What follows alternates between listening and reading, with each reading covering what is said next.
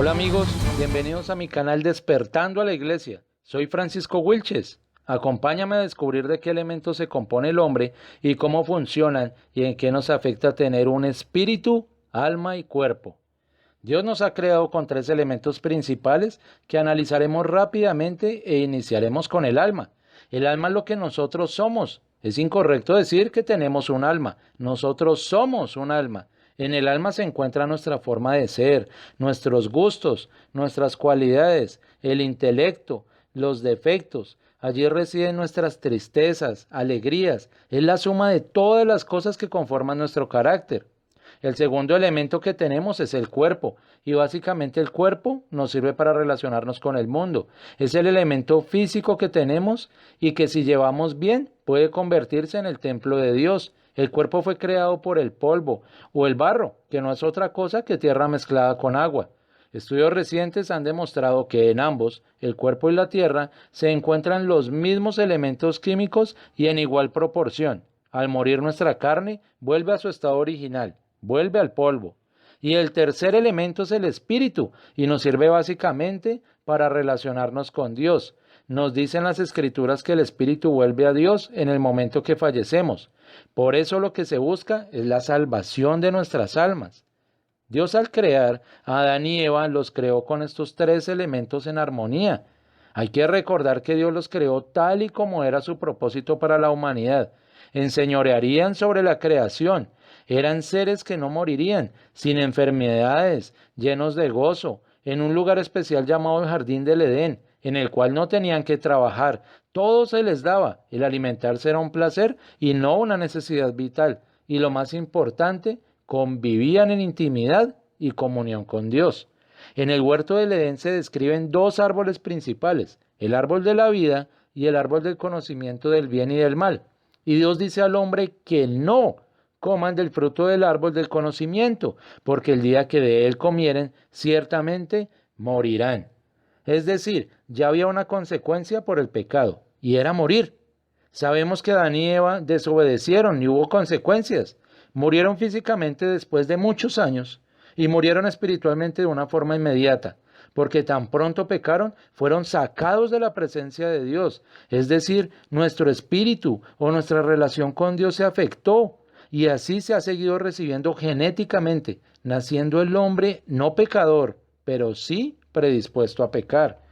Cuando ya no tenemos nuestro espíritu en control, el cuerpo domina y de ahí es donde salen los pecados. Por eso se habla de un hombre carnal o se denomina a alguien mundano. Todas las pasiones, vicios y malas actitudes son acciones que alimentan y se satisface únicamente la carne.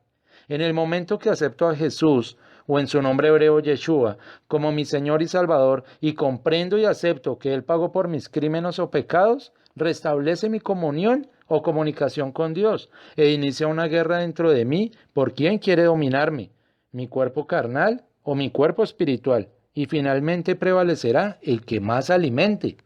Entonces, ¿cómo se alimenta la carne?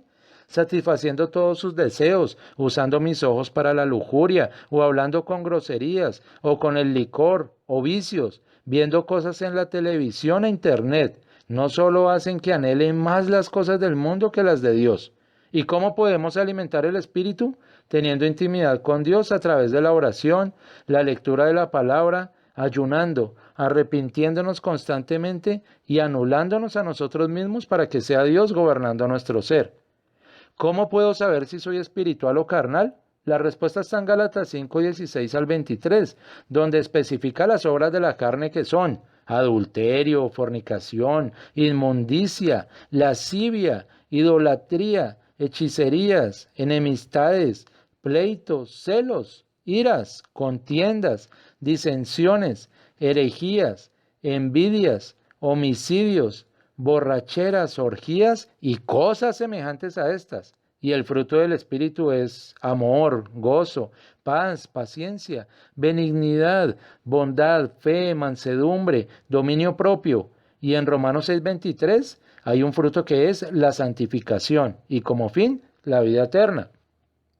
Entiendo perfectamente que hacer las cosas que agradan a Dios en principio es complicado, porque durante mucho tiempo hemos sido esclavos del pecado, esclavos de la muerte, pero recuerda que lo podremos lograr porque Dios mismo estará habitando en ti. Entrégale el control de tu vida a tu Creador, ríndete ante Él.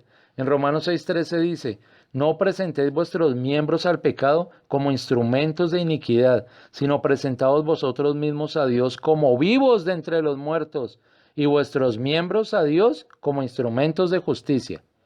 Si el pecado está en la carne, ¿existe alguna forma de que esté en sujeción al Espíritu por completo? Sí, dice en la palabra de Dios que cuando regrese nuestro Señor Jesucristo, nos cambiará de cuerpo, por un cuerpo glorificado que no podrá morir, por un cuerpo que no podrá transgredir las leyes de Dios, por un cuerpo que no envejecerá ni enfermará.